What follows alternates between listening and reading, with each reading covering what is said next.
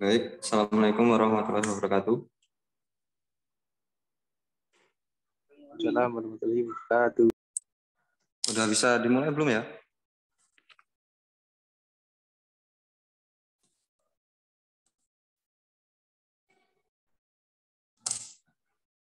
Sudah.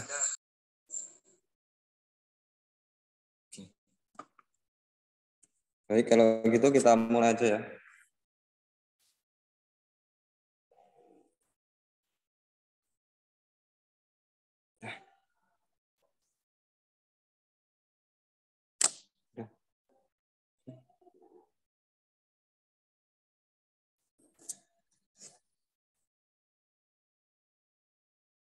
Baik, Assalamualaikum warahmatullahi wabarakatuh.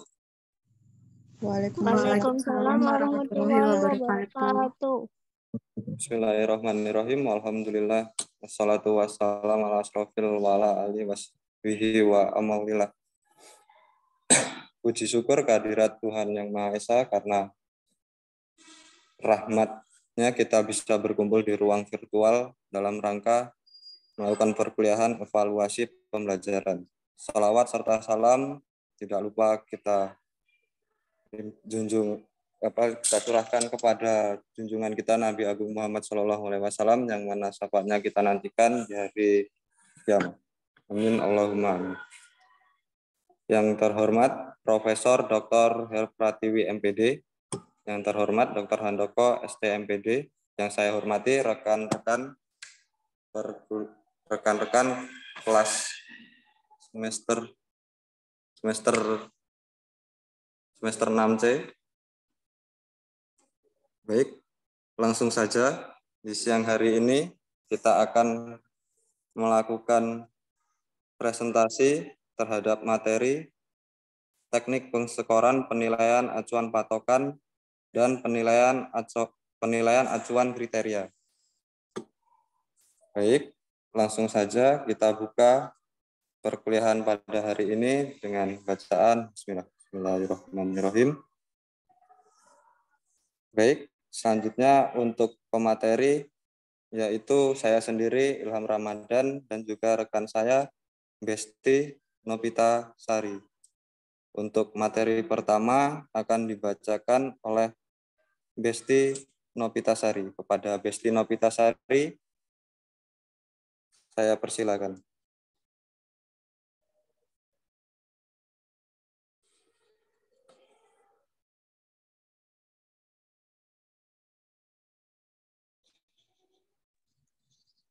Definisi penskoran. Pemberian skor atau scoring adalah proses pengubahan jawaban instrumen menjadi angka-angka yang merupakan nilai kuantitatif dari suatu jawaban terhadap item dalam instrumen. Skor adalah hasil pekerjaan menyekor atau memberikan angka yang diperoleh dari angka-angka dari setiap butir soal yang telah dijawab dengan benar.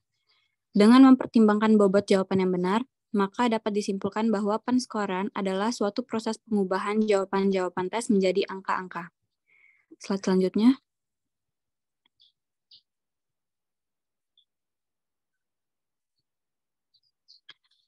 Empat langkah pokok pengolahan data. 1. Men-skor, yaitu memperoleh skor mentah dari 3 jenis alat bantu, yaitu kunci jawaban, kunci scoring, dan pedoman konversi. 2. Mengubah skor mentah menjadi skor standar. 3. Mengkonversikan skor standar ke dalam nilai. Yang terakhir, melakukan analisis soal untuk mengetahui derajat validitas dan reliabilitas soal, tingkat kesukaran soal, dan daya pembeda. Slide selanjutnya.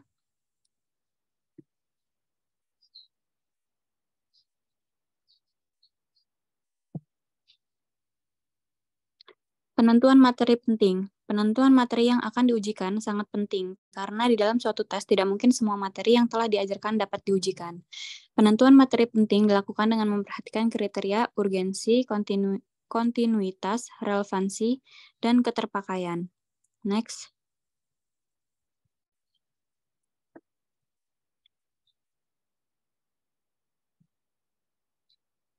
Teknik pemberian skor. Membuat pedoman penskoran sangat diperlukan, terutama untuk soal bentuk uraian dalam tes domain kognitif, supaya subjektivitas Anda dalam memberikan skor dapat diperkecil. Pemberian skor tes pada domain kognitif A. Penskoran soal bentuk pilihan ganda. Penskoran tanpa koreksi. Contohnya skor B per N kali 100, skala 0 sampai 100. Keterangan B, banyaknya butir yang dijawab benar. N adalah banyaknya butir soal. Next.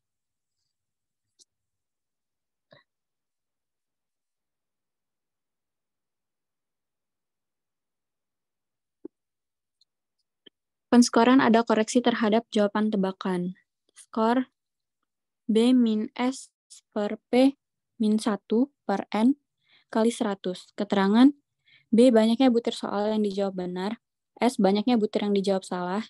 P banyaknya pilihan jawaban tiap butir. N banyaknya butir soal. Butir soal yang tidak dijawab diberi skor 0. Selanjutnya penskoran dengan butir beda bobot. Lalu B, penskoran soal bentuk uraian objektif. Pada bentuk soal uraian objektif, biasanya langkah-langkah mengerjakannya dianggap sebagai indikator kompetensi para peserta didik. Oleh sebab itu, sebab pedoman penskoran dalam soal bentuk uraian objektif adalah bagaimana langkah-langkah mengerjakan dapat dimunculkan atau dikuasai oleh peserta didik dalam lembar jawabannya. Slide selanjutnya.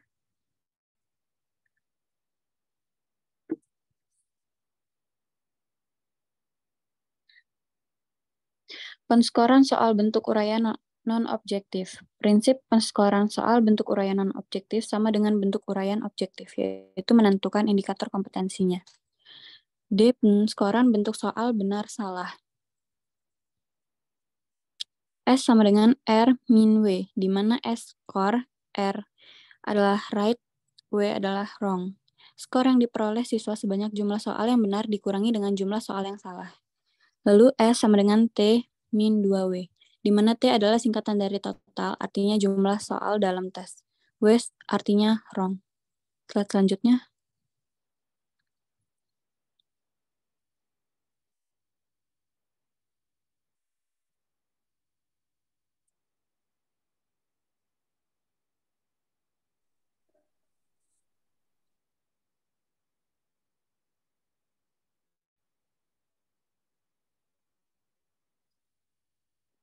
E. Pemberian skor bentuk soal menjodohkan atau matching. Pada dasarnya, tes bentuk menjodohkan adalah tes bentuk pilihan ganda, di mana jawaban-jawaban dijadikan satu. Demikian pula pertanyaan-pertanyaannya. Kunci jawaban tes bentuk menjodohkan dapat berbentuk deretan jawaban yang dikehendaki atau deretan nomor yang diikuti oleh huruf-huruf yang terdapat di depan alternatif jawaban. F. Pemberian skor pada tugas. 1. Ketepatan waktu penyerahan tugas. 2. Bentuk fisik pengerjaan tugas yang menandakan keseriusan siswa dalam mengerjakan tugas. 3. Sistematika yang menunjukkan alur keruntutan berpikir. 4. Kelengkapan isi menyangkut ketuntasan penyelesaian dan kepadatan isi. 5. Mutu hasil tugas. Slide selanjutnya akan diteruskan oleh rekan saya. Kak Ilham, dipersilahkan. Baik, izin meneruskan slide selanjutnya, yaitu poin G, pemberian skor bentuk soal jawab singkat, dalam kurung short answer test. Tes bentuk jawab singkat adalah bentuk tes yang menghendaki jawaban berbentuk kata atau kalimat pendek. Yang selanjutnya, poin H, pembobotan soal bentuk campuran. Skor sama dengan bobot soal 1 dalam kurung N1 per N1 dikali 100 ditambah bobot soal 2 dalam kurung N2 per N2 dikali 100. Slide selanjutnya.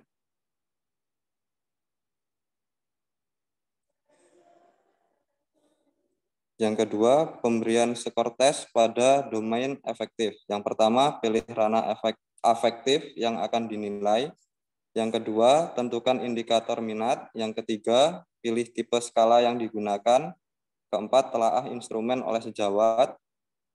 Yang kelima, perbaiki instrumen. Keenam, siapkan kuesioner atau inventory laporan diri. Yang ketujuh, skor inventory. Yang kedelapan, analisis hasil inventory, skala minat, dan skala sikap. Slide selanjutnya.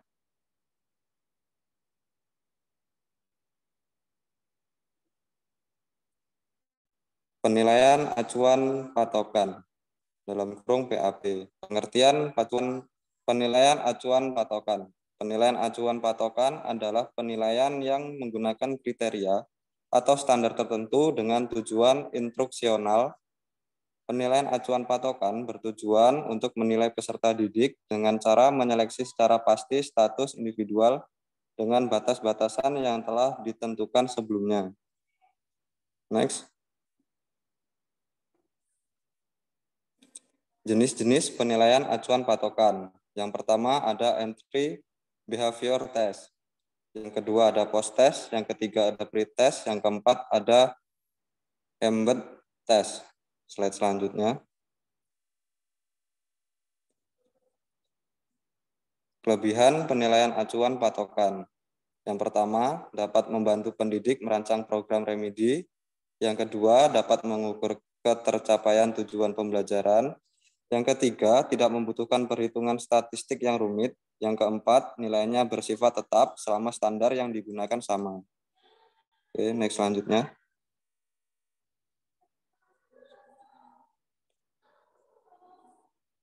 Kekurangan penilaian acuan patokan. Yang pertama, peserta didik akan mendapat nilai rendah apabila butir soal yang diberikan terlalu sulit. Lalu yang kedua, tidak cocok digunakan untuk penilaian tes sumatif. Yang ketiga, tidak cocok digunakan untuk penilaian dalam rangka mengisi rapot. Yang keempat, tidak cocok digunakan dalam rangka mengisi ijazah. Selanjutnya. Selanjutnya yaitu penilaian acuan kriteria dalam kurung PAK. Pengertian penilaian acuan kriteria. Penilaian acuan kriteria atau Criterion Reference Test adalah penilaian yang mengacu pada kriteria pencapaian tujuan yang telah dirumuskan sebelumnya. PAK merupakan penilaian yang dalam menafsirkan atau menginterpretasikan skor hasil pengukuran menggunakan patokan atau standar yang tetap. Oke, selanjutnya.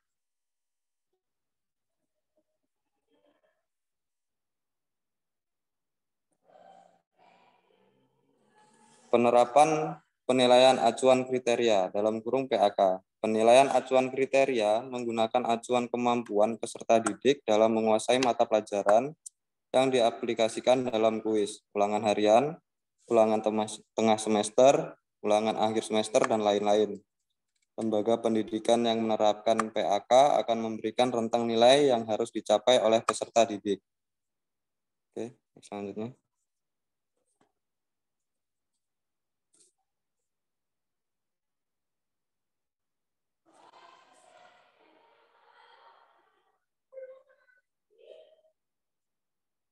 Sistem penilaian acuan kriteria sesuai dengan nama yang digunakan dalam memakai istilah kriteria. Penilaian acuan kriteria ini tidak berurusan dengan perbandingan di antara kelompok peserta didik lainnya dalam suatu komunitas di kelasnya, tetapi lebih berkaitan dengan penguasaan bagi masing-masing peserta didik terhadap satu atau seperangkat tujuan yang telah ditetapkan. Jadi lebih bersifat personal atau individu. Oke, selanjutnya. Baik, itulah tadi penyampaian materi dari kami. Selanjutnya yaitu sesi tanya jawab yang akan dipimpin oleh Mas Wahyu Rano Nugroho. Pada Mas Wahyu saya persilahkan.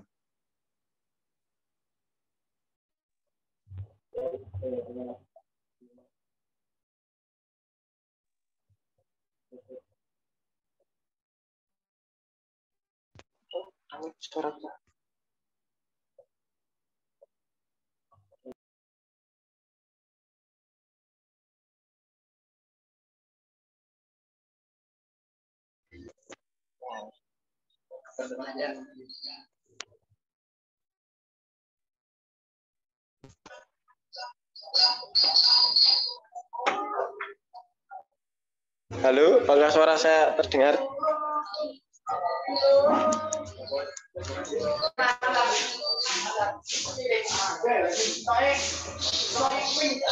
Baik, untuk selanjutnya yakni sesi tanya jawab.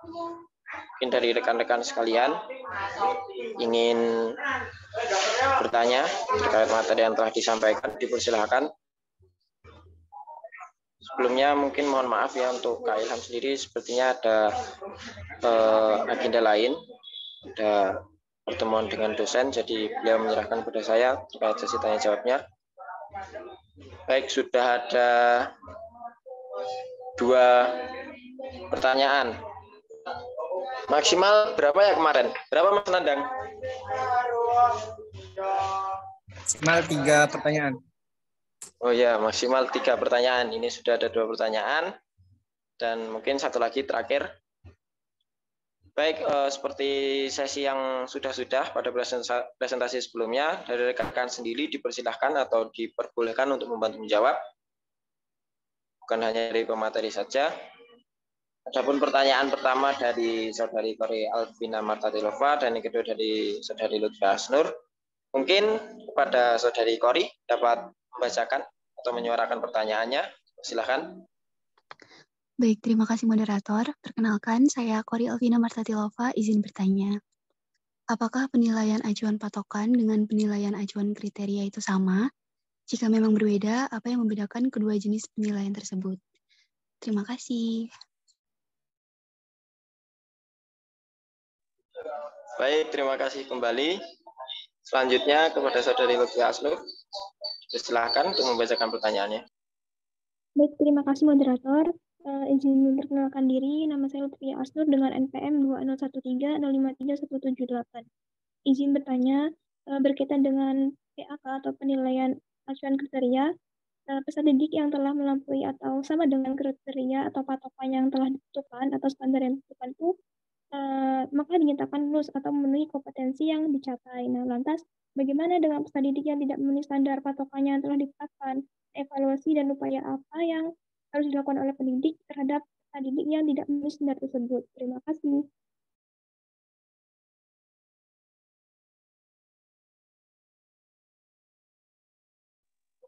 Baik, terima kasih atas pertanyaannya. Mungkin langsung saja dari rekan-rekan sekalian, apabila telah memiliki jawaban, bisa membantu menjawab atas pertanyaan dari Saudari Kori Alvina maupun Saudari Lutfi Asnur.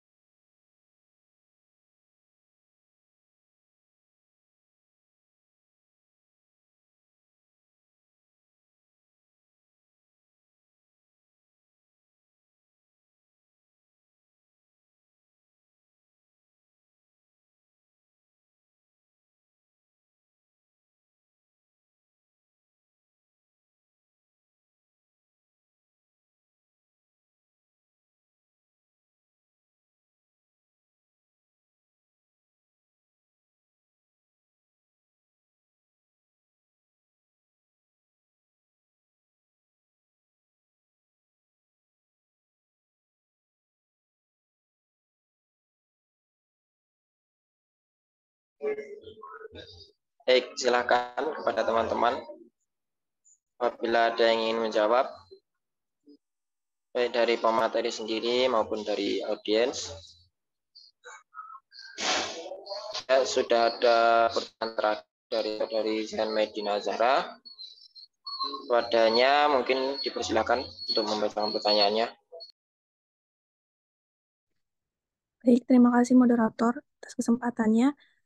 Izin memperkenalkan diri, nama saya Zain Medina Azhara dengan NPM 2013053087. Izin bertanya, mengapa penerapan PAP dinilai sangat tepat untuk meningkatkan kualitas belajar peserta didik? Terima kasih. Baik, terima kasih kembali atas pertanyaannya. Silakan kepada rekan-rekan materi maupun dari bagian sendiri apabila ada yang ingin menjawab, dipersilakan sebutkan terlebih dahulu nama dan NPM-nya agar memudahkan modelensi dalam mencatat. Terima kasih. Tes, apakah suara saya terdengar, moderator? Ya, terdengar dengan jelas. Silakan.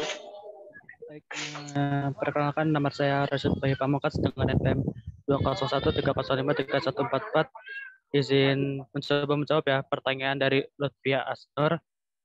Jika terdapat kesalahan mungkin bisa dikoreksi. Yang dimana Lutfia Asnur bertanya, bagaimana dengan peserta didik yang tidak memenuhi standar patokan evaluasi dan upaya bagaimana yang harus dilakukan pendidik terhadap mereka yang tidak memenuhi standar patokan tersebut?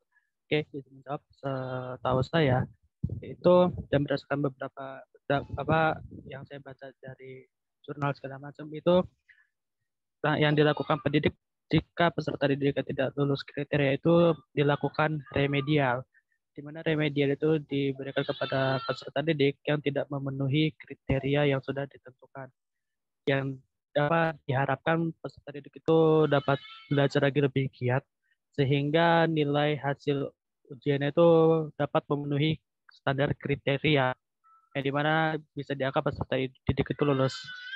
Jadi ya kurang lebih itu kalau misalnya peserta didiknya itu masih gagal itu dikasih remedial. Begitu. Terima kasih. Saya akhiri, wassalamualaikum warahmatullahi wabarakatuh.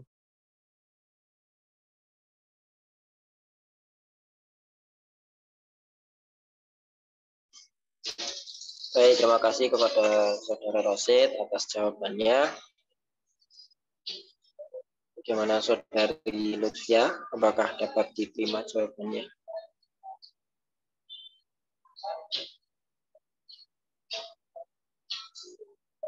Ya, baik. Terima kasih kembali. Itu tadi jawaban dari Saudara Rosid atas pertanyaan Lutfia Asnur. Mungkin dari rekan-rekan sekalian ada yang ingin menambahkan atau mungkin berkenan untuk menjawab pertanyaan yang lain, dipersilahkan. Izin menjawab, moderator.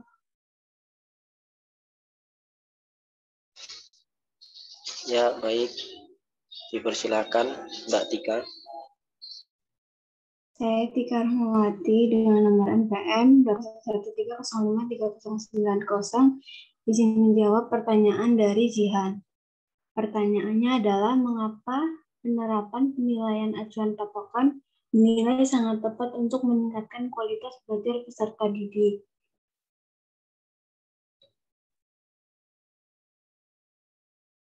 Penilaian acuan patokan atau PAP adalah suatu pendekatan penilaian yang menentukan berhasil tidaknya peserta didik berdasarkan pada suatu patokan atau kriteria atau kompetensi tertentu.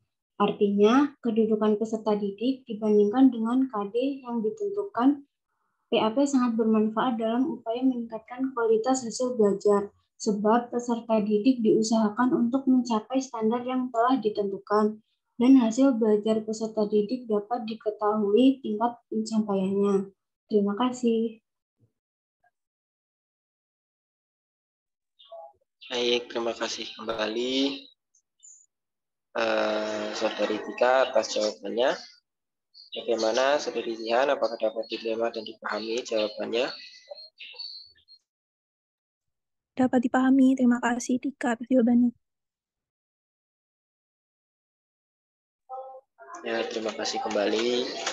Mungkin dari rekan-rekan sekalian, apabila ada yang ingin menambahkan atas jawaban yang sudah terjawab maupun menjawab atas jawaban yang belum terjawab, dipersilahkan. Izin moderator, izin menambahkan jawaban Zihan Medina Azahra. Ya, dipersilahkan. Silahkan diperkenalkan dirinya terlebih dahulu.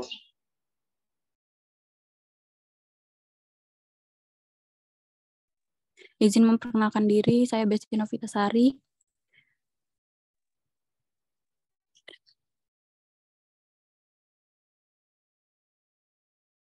NPM 20530530446, izin menambahkan jawaban Zihan Medina.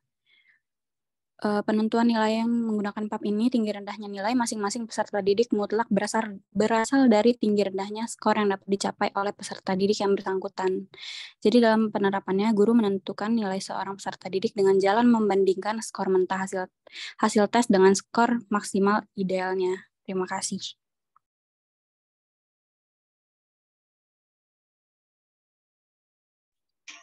Baik, terima kasih kembali dari Kristi atas tambahan jawabannya. Semoga dapat dipahami. Sekali lagi kepada rekan-rekan sekalian, apabila ada yang ingin menambahkan ataupun mau membantu menjawab pertanyaan yang belum terjawab, dipersilakan. Izin moderator. Ya, dipersilakan. Izin menjawab pertanyaan dari Kori Alvina. Perkenalkan, saya Hanisa Putri dengan NPM 2013053121. Izin menjawab dari pertanyaan Kori bahwa apakah penilaian acuan patokan itu berbeda dengan penilaian acuan kriteria. Nah, dalam salah satu jurnal yang saya baca, itu tuh sama, namun cuman berbeda istilah. Di dalam jurnal ini, dalam pernyataannya bahwa penilaian acuan patokan ini disebut juga dengan penilaian acuan kriteria. Penilaian acuan ini berupaya mendeskripsikan apa yang telah diketahui atau apa yang telah dilakukan oleh peserta didik. Hasil penilaian dengan menggunakan acuan kriteria dapat berupa tercapainya atau tidak tercapainya, tuntas atau tidak tuntasnya, dan lulus atau tidak lulusnya peserta didik. Jadi penilaian acuan patokan atau yang disebut dengan penilaian acuan kriteria ini memiliki asumsi bahwa semua orang bisa belajar apa saja namun memerlukan jumlah waktu yang berbeda. Sekian dari saya, moderator. Oh ya, jadi intinya yang tadi bahwa penilaian acuan patokan dengan acuan kriteria itu sama.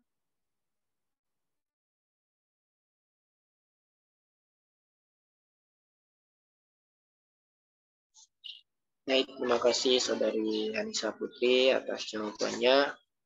Bagaimana Saudari Kori Alvina, apakah dapat dipahami jawaban? Terima kasih Hanisa atas jawabannya, bisa dipahami. Jadi kedua penilaian itu sama ya, cuman beda penyebutan aja. Terima kasih. Baik, terima kasih kembali. Sekali lagi kepada rekan-rekan, apabila ada yang ingin menambahkan atas pertanyaan-pertanyaan yang sudah dijawab tadi, dipersilakan.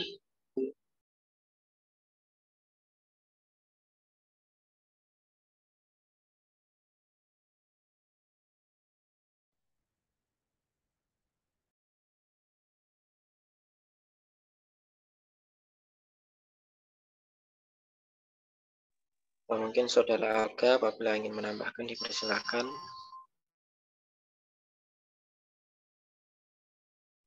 Sepertinya belum.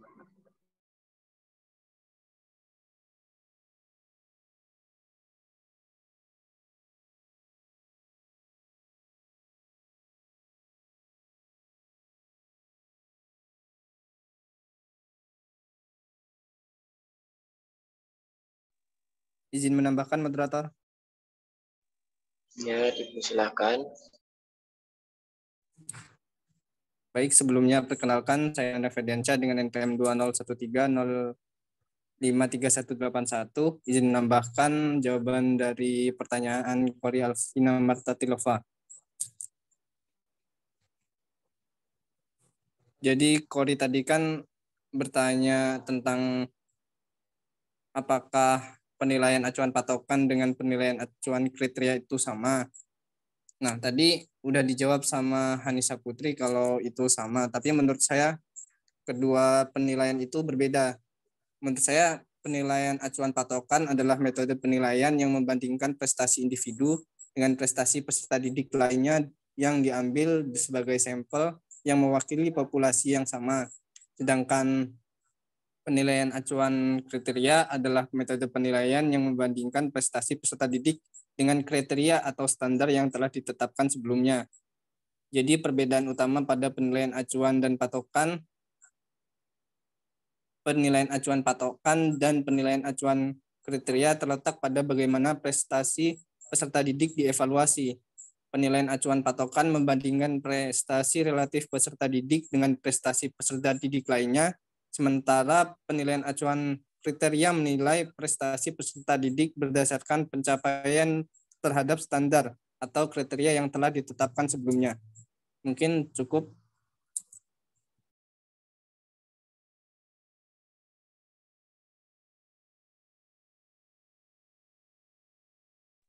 Ya, baik. Terima kasih Saudara Nandang. Apakah tadi sudah menyebutkan NPM? Sudah. Ya, baik. Perbedaan pendapat ya terkait PAP dan PAK ini apakah memiliki kesamaan atau perbedaan? Jika Anissa Putri tadi sudah memiliki kesamaan karena sama-sama mengukur atau menilai kemampuan peserta didik melalui kriteria yang ada, sedangkan menurut Saudara Nandang, PAP itu dikompare-nya dengan nilai-nilai peserta didik lain, sedangkan PAK itu dikompare atau dibandingkan dengan kriteria yang sudah ditetapkan. Mungkin dari teman-teman sendiri ada yang ingin menambahkan atau mungkin memberikan jawaban yang lain, dipersilakan. Izin masuk moderator. Ya, baik, silakan. Sebelumnya izin memperkenalkan diri, saya Agisa Ramotami dan NPM 01305376. Izin menambahkan, tadi Saudari Kori izin bertanya, apakah penilaian acuan patokan dengan penilaian acuan kriteria itu sama? Jika memang berbeda, apa yang membedakan kedua jenis penilaian tersebut? Saya izin menjawab menurut pemahaman saya. Jadi PAP dengan PAK itu berbeda seperti yang disebutkan oleh Saudara Nandang. Bahwa kalau PAP kan penilaian acuan patokan. Ada patokannya. Patokannya itu adalah rentang nilai. Misalkan untuk peserta didik lolos ulangan harian mata pelajaran IPA, peserta didik perlu meraih kebenaran 7 soal atas 10 soal yang diberikan. Nah, patokannya ada di nilai, seperti halnya KKM begitu ya, mudah.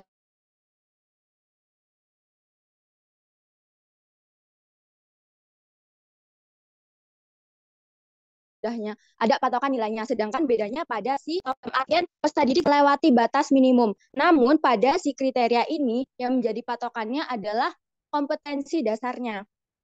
Jadi misalkan peserta didik, kalau tadi di PAP itu patokan nilainya adalah misalkan dari jumlah 10 soal, peserta didik perlu menjawab 7 untuk dapat lolos ulangan harian, sedangkan untuk si penilaian acuan kriteria ini dipatok pada kompetensi dasarnya. Misalkan pertanyaan esainya peserta didik menguraikan bagaimana pengaruh apabila tanaman tidak diberi air gitu. Nah, pendidik ini kan udah ngasih patokan jawaban atas pertanyaan yang diberikan. Kalau misalkan peserta didik itu udah mampu menjawab inti, misalkan karena si tanaman itu butuh zat hara yang ada di dalam tanah yang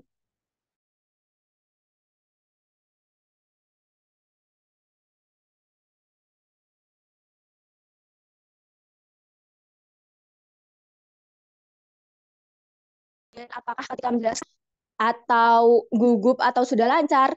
Namun apabila dia memang sudah mampu menjawab, maka dia berhasil melewati si patokan kriteria tersebut. Jadi terdapat beda antara si penilaian acuan patokan sama karakter. Walaupun sama-sama mematok, namun si patokan ini mematoknya rentang nilai, sedangkan untuk si kriteria ini adalah yang dipatok kompetensi dasarnya. Begitu, moderator.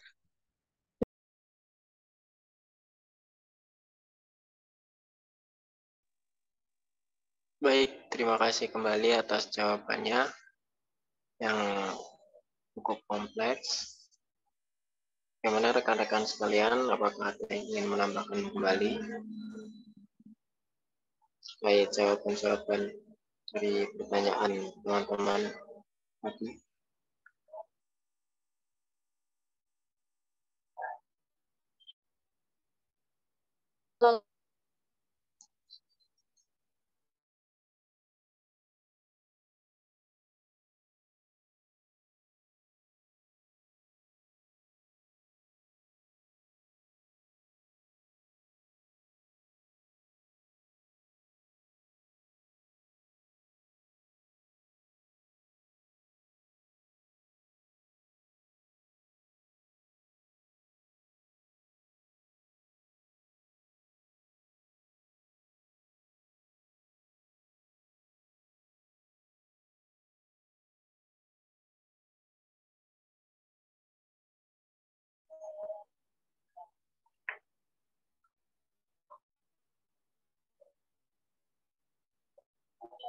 Baik, jika dirasa cukup, tidak ada yang ingin menambahkan kembali, mungkin presentasi pada kesempatan kali ini akan saya tutup.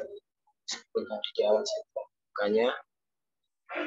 Baik, semoga apa yang kita pelajari pada kesempatan ini bermanfaat. Sebelum kita tutup, mari kita tutup dengan mengucapkan lafaz hamdalah. Alamin. Baik, mungkin sekian yang dapat saya sampaikan. Ya, atas kekurangan saya mohon maaf. Wassalamualaikum warahmatullahi wabarakatuh. Waalaikumsalam warahmatullahi wabarakatuh. Waalaikumsalam warahmatullahi wabarakatuh.